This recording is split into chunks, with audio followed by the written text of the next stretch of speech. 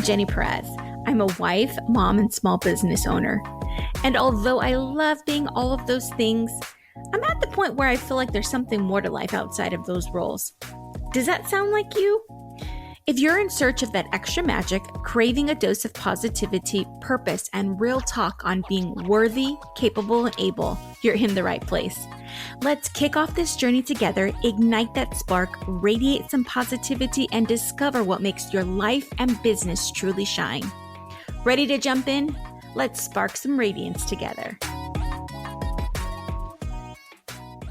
Today's guest is Ted Kopecko, author of the #1 international bestselling Finding Joy, Journey of You. With more than 30 years of experience in business, architecture, and entrepreneurship, Ted helps people move from reactive, life-led living to a more intentional, joy-led living. His message connects beautifully with the heart of Sparking Radiance. And the conversations we have here about growth, change, and finding our way back to ourselves. I'm excited for Ted to share more about his journey, the meaning behind his book, and the lessons he has learned along the way. Ted, welcome to Sparking Radiance. I am so honored to be here, Jenny. I can't believe it. So thank you for getting together and allowing me, inviting me on your program. I love your program. I love the theme of it. It is really the basis of why I wrote Finding Joy, Journey of You. So I'm overwhelmed to be here. So thank you. We appreciate you and we're excited to learn from you. And before we get to the message behind the book, I'd love for you to start with your own story. Can you take us back to the point where you realized that success and fulfillment were not necessarily the same thing? Um, Probably when the doctor lifted me up by my legs and slapped me in the butt when I was born. Life is a cumulative approach. So as we live it, and I've done a lot of things in my life, I've been very grateful for the opportunities I've had. I've created those opportunities also. But at the end of the day, it's a cumulative approach to where we arrive in our life. We have probably, different decade stations of our life, from 20s to 30s and 40s, and so forth. And as you grow older, you become more aware of various things in your life. If you're lucky, you'll be aware of those things when you're younger versus arriving at 60 or 70 going, what just happened? I remember when I was 30, right? And it just went by so fast. Where did it all go? And unfortunately, then it gets really desperate. Most of us get what is called life strated, right? It's frustration in life. Okay. Yeah. hopefully you get that sooner than later, right? Because frustration is a great motivator for action. And when you're frustrated to a certain point, you will find a way to create the action to change your life. And that's really what Finding Joy, Journey of You is about. It's all of us are in the same boat. We're in the boat of humanity. And I always say that, we're all different flavors of ice cream, but at the end of the day, we're all ice cream. Mm-hmm. Mm-hmm. We're all together in this experience that we live.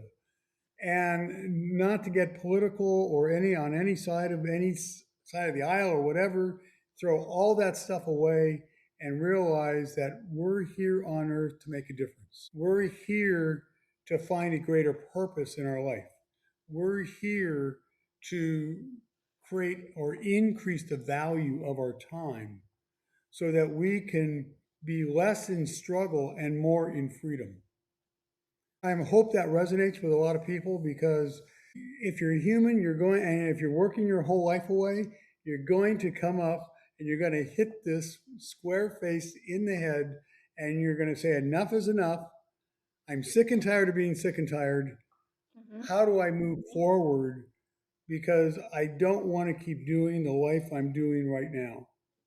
And Finding Joy really is that stair-step book to give the person a little bit of a reprieve, right? It really makes you stop for a second, maybe for a little bit while you're reading the book, but makes you stop and say to yourself, is this the life I want to lead forward? Are these the friendships that I need? How do I put myself first, and this is not being selfish. So get that idea out of your mind. It's not selfish to put yourself first in your life. You are the author of your own book. You are the director of your own play. How are you writing it for yourself? And so, in my life, and the book is not about me, but it's about a lot of people that we all know. People that went from literally complete struggle in their life, zero without anything, to becoming a hero in their life. And how did they do that? What did they do? A lot of them leaves a lot of great gold nuggets along the way. It really comes down to the respect we have for ourselves, the respect we have for our time, so that we can increase the value of our time more than what a paycheck will be able to pay us, so we can give value to others to lift them up. You do that, that's actually, to be honest with you, everybody take a pen, paper, write this down. The secret sauce of success is this: find a greater purpose to increase your value, to become valuable, so you can help others increase their value to create freedom in your life. I love that. That's the secret. Yeah, that's the secret sauce of success. Every successful person I've been around or been with, clients and so forth, that's what they chase. You see, people in struggle, and literally most of us are. We've all been there. So don't be embarrassed by it. There's a reason why you're there, and we'll explain that a little bit. The ones who are in struggle chase money every single day to help pay the bills. Success chases value. Mm-hmm. The reason why this is so important is because this has resonated with so many people around the world, and I'm just blessed. I mean, I owe all glory and honor to the Lord on this book. This is a real book, everybody. This is not AI. This is not AI written. It took over 3 years to write. A lot of heart and soul went into it. A lot of past experiences and my education of following great people and looking at what they do to have success in their life. The book is packed with great tips, tricks, and hacks in your life to move your life forward. So I mean, I was blessed by doing it, and it resonated with many people because, like I said, we're all in the same boat of life. We're all here on playground Earth, wanting to have a better life, right? A better future, and some happiness. No matter where you're from, no matter how God made you, what country you're from, we all have those same dreams and aspirations. Absolutely. So what tends to happen to us, you got to start from the beginning, right? So where's the beginning? The beginning is when the doctor held you up by your legs and slapped you in the butt. That was the first time you got some type of negative response in life, right? Mm-hmm. You just actually took your first breath, and what happened? Somebody hits you. The first chapter in Finding Joy, Journey of Youth, it's called The Journey of Mindset. Every chapter in Finding Joy is a journey chapter. And like I said, it is 400 pages, and it is a serious book, but it's here to help you to create value in your life. So the very first chapter is mindset. So let's start literally at the beginning. And there's 4 pillars of joy. One is mindset. We'll talk about that in a second. Identity, time, and direction. And when those 4 things, everybody listen to this, it's so important. I want you to be happy. When those 4 things are aligned in your life, then you're working with life, and life is not working against you. So let's give this a couple minutes here, and let's kind of dissect this a little bit. Mindset, how were we calibrated? What was downloaded to our cerebral hard drives like an app to a phone, right? What was the beginning programming that was downloaded to us when we were toddlers, right? I did a lot of study, or I read a lot of study of her work called Carol DeWick. She's a professor over at Stanford University, and she's done a great deal in mindset. And in reading a lot of her work, she will say something like, "Well, you either have a fixed mindset or you have a growth mindset." And after I read a lot of her work, I went, "God, you know something? There's actually a little bit more to this. Maybe there's another step, and that is there's the bandwidth of mindset." Because I personally believe, really, not anybody's really fixed, and not everybody's really have a growth mindset. We're somewhere in between, Mm-hmm. right? And so the book talks about it. We put a bandwidth, a mindset in there, and say, most of us, 95%, maybe up to 98%, are left side of center, closer to a fixed mindset. We allow what we were taught when we were young to create a very strong limiting beliefs in ourselves, right? And so what we were taught in school, and this is Yeah. the common denominator of all of this, is that yeah, we had subjects, right? We had history and we had mathematics and we had all the basic courses that we took literally from grade school, high school, and then into college, right? If you went to college or trade school or whatever, right?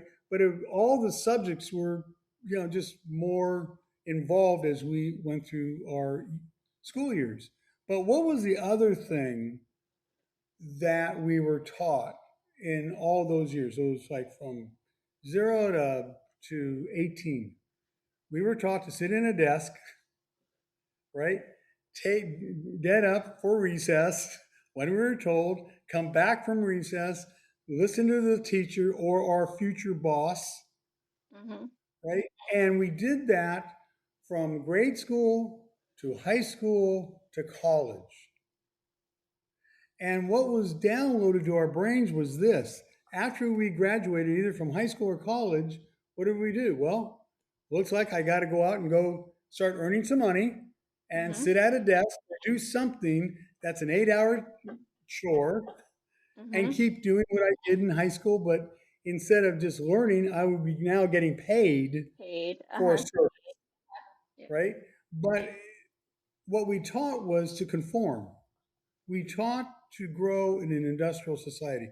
Now, everybody, if you're listening to this, who raise your hand if you're not driving, put a bunch of yeses in the chat box if you kind of resemble with that, right? Because what you were taught comes out later on in life. And that's where people really start getting frustrated to where they're at. They work, they're doing the right thing. And I will say this as a disclaimer, thank God for jobs. I'm not against jobs. What I'm trying to share with everybody is don't let your job define who you are. Mm-hmm. Unless you just say, oh my gosh, I just love my job, right? And especially in this day and age, when you say that, you better be careful because I'm not too sure if your job loves you if AI is knocking on your door to take your job away. We live in a completely different world today. Whereas you're not going to be paid so much for an hour spent at a job and get an hour paid back. You're going to really be working for performance, right? You'll be paid by performance. But anyway, so I don't get sidetracked here. Getting back to mindset. So we were calibrated in a certain way to fall in line with the sheep, right? And we're indoctrinated to work in this industrial work world. Now, again, nothing wrong with that. If you just really absolutely say, hey, man, I love this. I think this is the greatest thing since sliced bread. I love you for it. Go for it. It's okay. But at the end of life, don't sit there in a couch bitter. Or don't look back and go, oh my gosh, what happened to all that time? I just remember when I had my son and we were in the front room and we were dancing to James Taylor, and all of a sudden you wake up and, he's married, he's got kids, and you're 65 thinking to yourself, I don't have enough money. I got to go work again. I got to go back. I can't retire. I got to keep moving forward. So thank God for the jobs at Home Depot where you can put on an orange apron or put on a blue vest, work at Walmart. But you can change that direction. That's the good news. You see, Les Brown, I love Les Brown. I'm sure you know who he is. Yeah. Yeah. Les Brown, he's awesome. And actually, he has this one great saying, and that is, you only work hard enough so they don't fire you, and you only get paid enough so you don't quit. Yeah. I've heard Right? that before. Yeah. Mhm. And the end, that encapsulates this whole story of life. We do this day in, day out, day in and day out. We're always busy. Remember, busy doesn't move you forward. It just keeps you stuck on the fence of life. So the question here is, how can you change that? What are some of the things you can do simply to make those changes? Now, there's a lot of books out there for sure, and I've read most of them. Yeah. From the John Maxwell's to the Jim Rohns, Napoleon Hill. I mean, you name it. There's umpteen books out there to show you a way. A lot of them are fairly complicated. And that's why people they get in the first 20 pages and they, oh well, okay, I'm not going to journal my whole life away. I'm not going to do, because they're already busy, right? Yeah. They've already had 10 hours at a job. They come home, they want to like download, turn on reality TV and kind of escape from what they're doing. And they say to themselves, okay, at least I didn't get fired today. If I just do what I did today, tomorrow I'll be good. Hmm. But that line of thought will create a life of work. And what Finding Joy does is this: it tries to put a new program in your brain. It tries to let you know that there's greatness inside you. And this, Les Brown will say this to you. We have so much greatness inside us, but unfortunately, we keep aiming for the moon when we should be aiming for the stars. Right? So, what we try to do is let a person realize that they have a greater purpose in front of them. They just have to find what that purpose is. When they do, everything changes. So there's 4 pillars of finding joy or joy. And everybody, just FYI, joy stands for the journey of you, right? So it's a great acronym. Let me give you another acronym. I love it. You know what the acronym for job is? Just over Just broke. over broke. I knew that. Yeah. Right. I knew that one. Just over broke, right? And that puts us all in struggle every single month. And life wasn't meant to be in struggle, not to be frustrated every single day because you're just barely making it with the bills. The 4 pillars of joy are mindset. We just talked about that a little bit. Identity.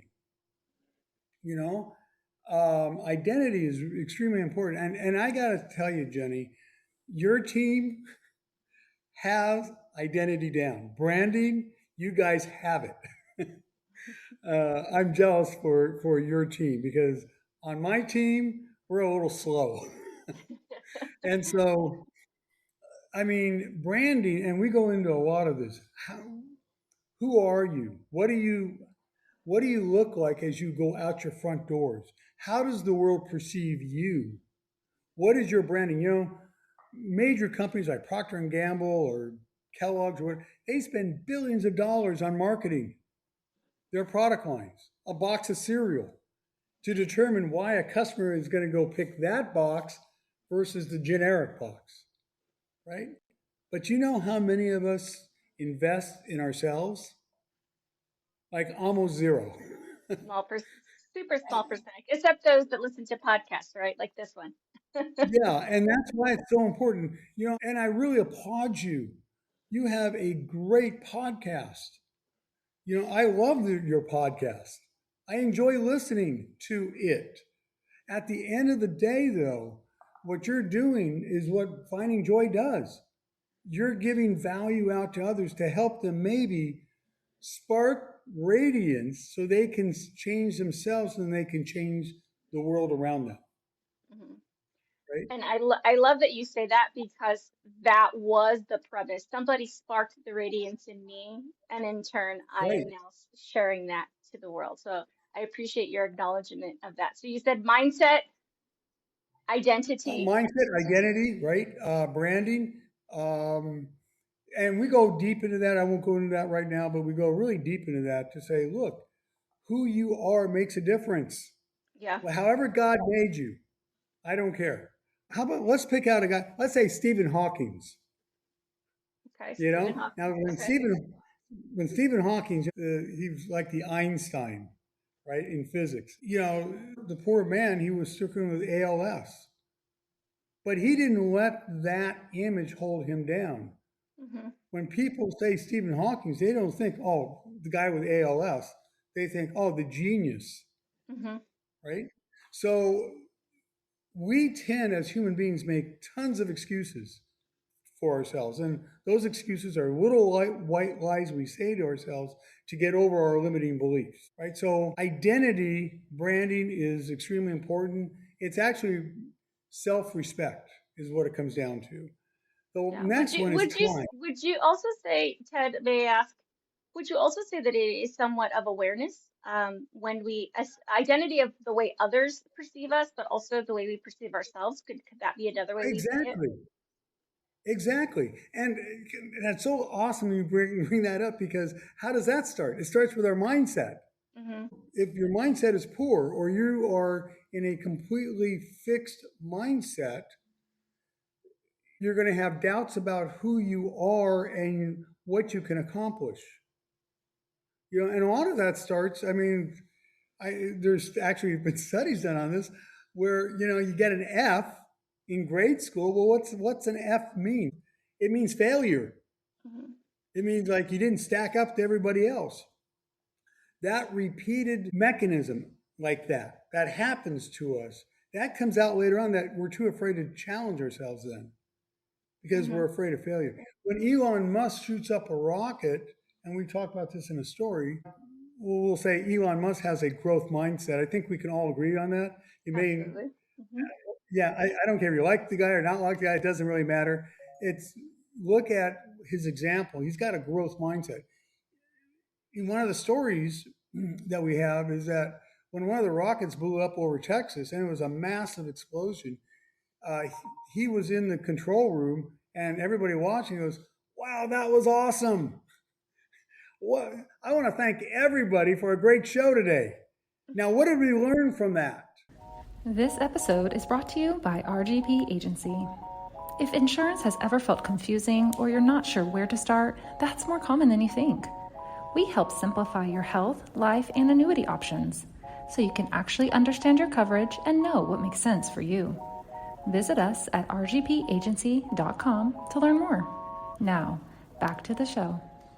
And you see, that's the essence between a fixed mindset and a growth mindset. A growth mindset looks at failure as not a setback, but a set up Hmm. for future success. Hmm. You know, I tell everybody go out and join Toastmasters. You know, get yourself out of yourself. Put yourself in environments that are challenging for you. They're not scary. When you leave your comfort cave and go to a Toastmasters event and you're speaking, nobody's going to, there's no saber-toothed tiger out there. I love that It's you're right. only, it's only in our brains that we believe that. Yeah. And it's those limiting beliefs that come forward from how we were taught early on. So, what we try to do is reprogram our brains to a better app program so that we can put more value in who we are, more respect and more awareness of who we are and how we carry ourselves to be more productive, to find a greater purpose.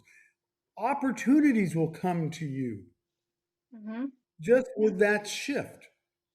The third one is really vitally important.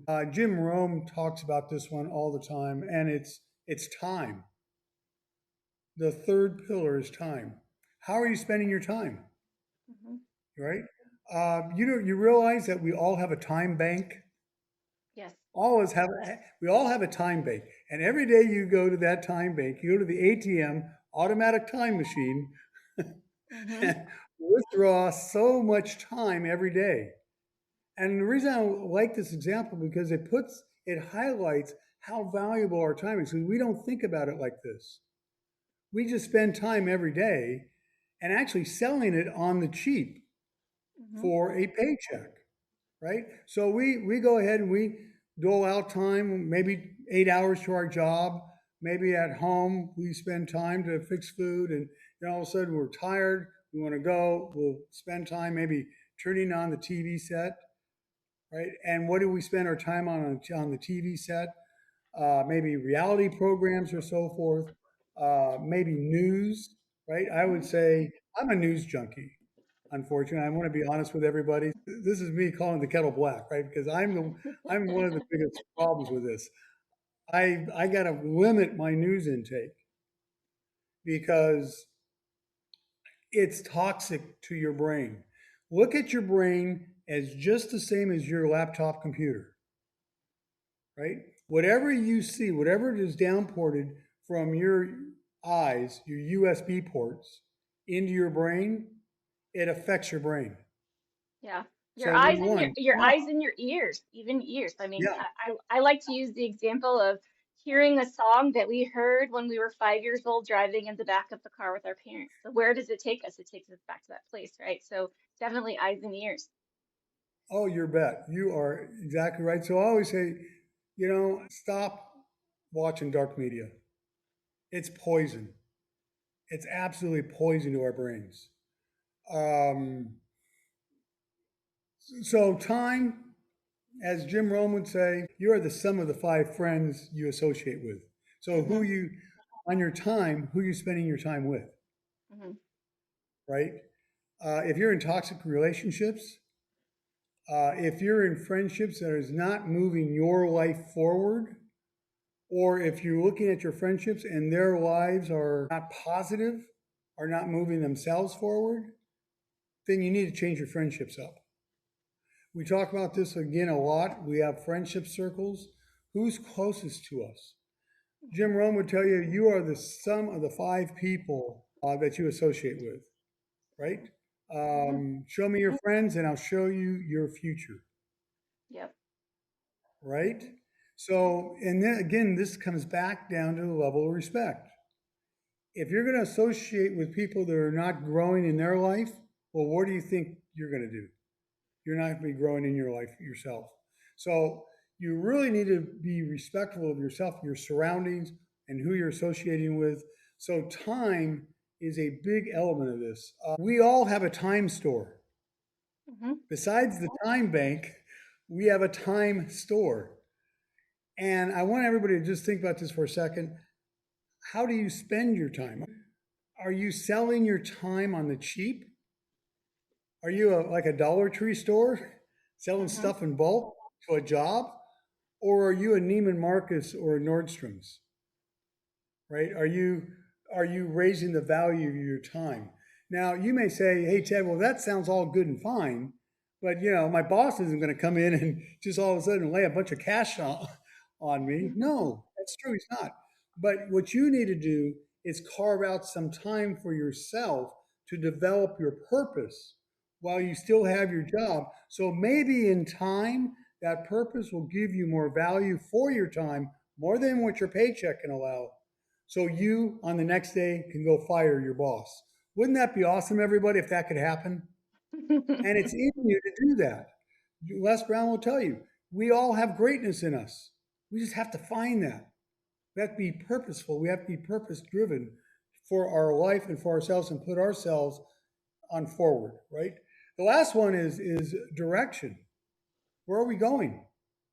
Most people don't think about that because we're so busy in life that we get caught up in life. Okay, give me a big yay for that one, everybody. If you're out there, give me a yes in the chat box if we had one, because we never think about where we're going because we're so caught up in today and what we got to do tomorrow to survive at the end of the month. So what Finding Joy Journey of You does, it gives you a little bit of time off to redevelop yourself, to reprogram your brain, to put some new apps in your cerebral hard drive. Mm-hmm. So on direction, this is a great little fun thing to do, and that is I want everybody just for the next few seconds to imagine where you would be in 20 years from now. Give me your dream life. Where are you?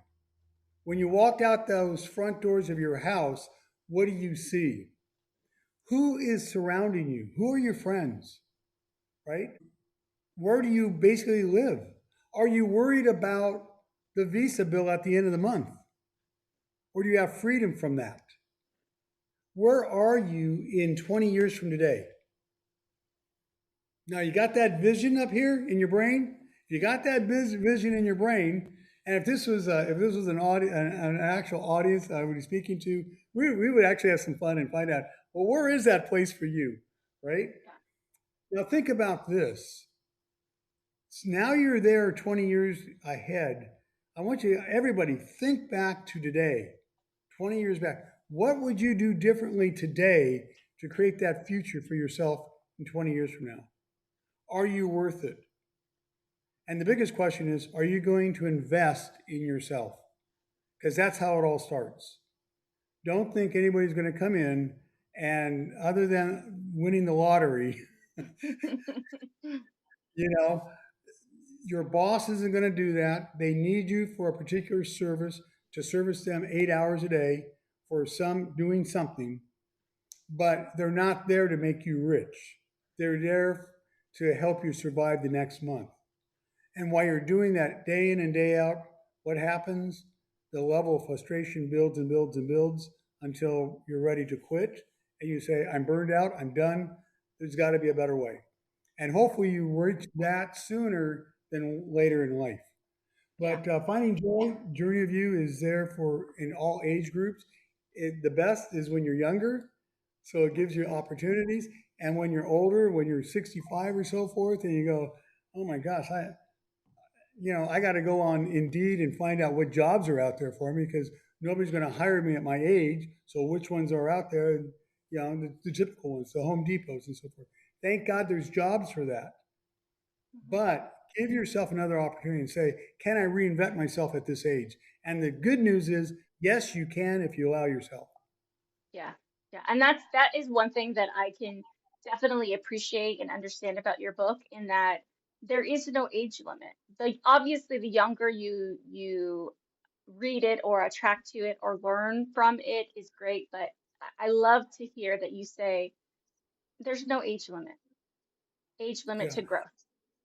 I wish somebody would have given me a book like Finding Joy, Journey of You, or any book out there, or just sat me down after college Mm-hmm. and kind of corrected some of the downloading that was done and emphasized how do you want to spend your life? Because that's really the big question. Mm-hmm. How do you want to spend your life? How do you see yourself?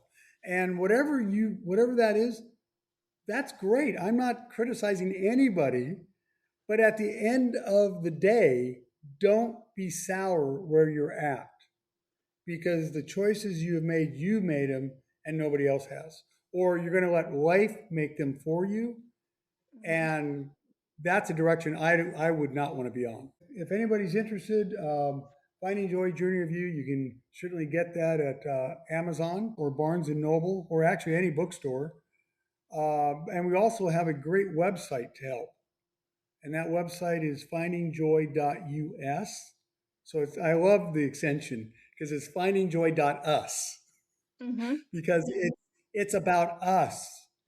The more people you can touch and help them raise their value, as Jim Rohn would say, it's going to come back to you tenfold. And Jenny, in my life, I've worked most of my life away. I've done what I wrote about. I'm a commercial architect by trade. I own my own practice. I grew it up to about 25 architects. We did hospital work to shopping centers and large industrial hubs. At the time, it wasn't Amazon, but they were like General Electric, Honda Corporation, Big O Tires, like a million square foot buildings. And it got to a point that I ran that for about 16 years and I owned it and all that. And one morning I woke up and said, even though my dad didn't have his own job, I mean, he had his own job, he worked for somebody for 42 years, but I created my own job. I created my own environment. And believe me, I was my own worst boss because I worked, 16-hour days and 8 days a week. But it got to a certain point that I was burned out. I was tired, right? I was very successful, but there was no happiness attached to it. There was no freedom. I didn't have time just to take off because I was lugging this ball and chain with me, right? I sold my practice, became a commercial broker where I buy, sell buildings today. That's a core business of mine. And I help a lot of small businesses find their dreams, right? I'll help them with their planning. I'll help them with their business plans to get out to landlords and to building owners and stuff like that and get them started in their jobs, in their new businesses. So, and then from there, I've had the opportunity to talk to thousands of people around the world, just like you have. And you realize that all of us are all kind of the same, even though, because we're all ice cream, but at the end of the day, we all still have aspirations and hopes and dreams. But we don't have in there struggle. We're not thinking about how we're struggling through every day just to pay the bills at the end of the month. So this book helps redefine yourself, gives you self-time to go do that. I will say one thing, and I'll give everybody a good little, maybe a life hack to do, or a good step to start making those changes is, and we never do this as humans, we don't read. We do not read after school. Our school years, we stop reading, right? Most of us. And what I say is reading is the cheapest form of education you can get to invest in yourself, to grow yourself, right? So what I say is, do you have, everybody out there listening, do you have 15 minutes? All I'm asking for is 15 minutes a day. Do you have that? Well, I'm sure you do somewhere in that day. Yeah, we all right? have that. Take that 15 minutes and read 15 pages out of a book. Now, I'm not talking about a fiction. I'm talking about go out there and go get a John Maxwell book, right? He's written 170 books, for God's sakes. Mm-hmm. There's got to be one of them that's going to turn you on. You got. May I ask, Ted, what is your personal favorite from John Maxwell? 15 Irrefutable Laws of Leadership. Yeah. It's great. I've read a lot of his books. I've read a lot of books from Grant Cardone's, the 10X Rule, Tony Robbins.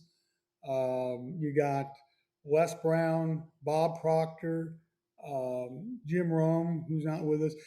Bob Proctor, I don't know if many people knew him or not. He had the Gallagher Institute, and the man was a genius. I saw him on stage when he was 87, right? And oh my word, I mean, I thought the guy was like 50. He had that much energy in him.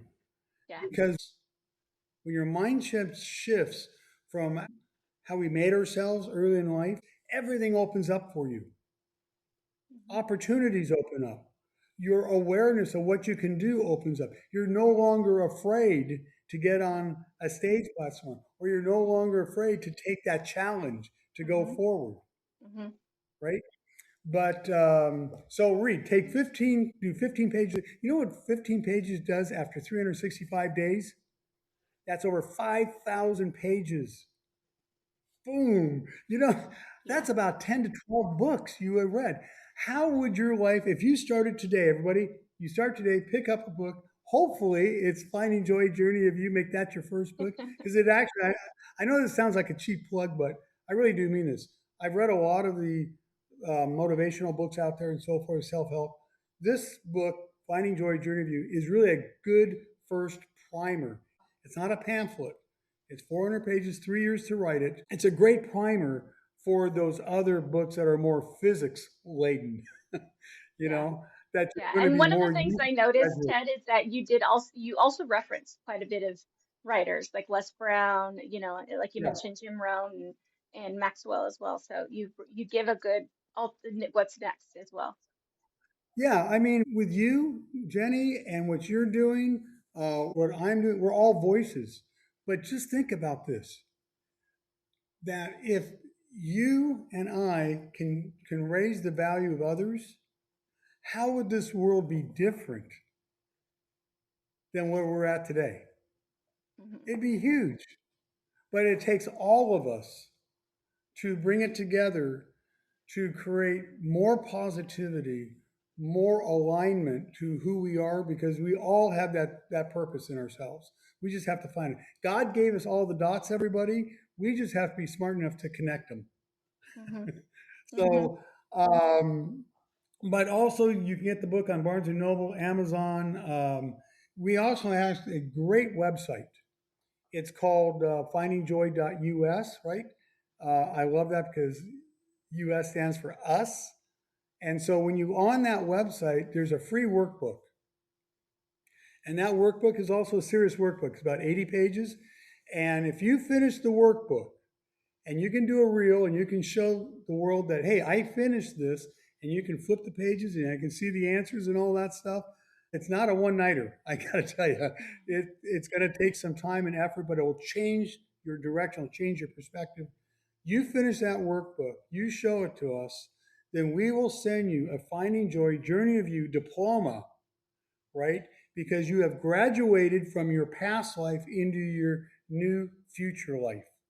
Hmm. And in some respects, it may sound a little silly, but it's really important because that diploma is your flag. That is your diploma that you can put on your wall, and it will remind you of your past to where you want to go in your future. It'll give you the reasons to move forward and to know that you're good enough, that you have greatness in you. Now, all you got to do is apply action to it. I love that. I love that, Ted. Ted, I appreciate this conversation that you've had with us. You know, Most importantly, it's just the value that you bring, and I can see that you're in alignment and that you're doing what you love and you're passionate about. And I am so excited for our listeners to go out and get Finding Joy, the journey of you. Thank you for your time, Ted. Oh, Jenny, thank you. Thanks for having me. I love everybody out there. Let's do it together. You hear that clap? That's me cheering you on for completing another episode. I don't know about you, but man, that was quick. If you like what you heard, hit the subscribe button or share the episode with someone you think that might need a little spark. And help us grow by leaving a review. Remember, keep sparking that radiance from within. Until next time, shine on!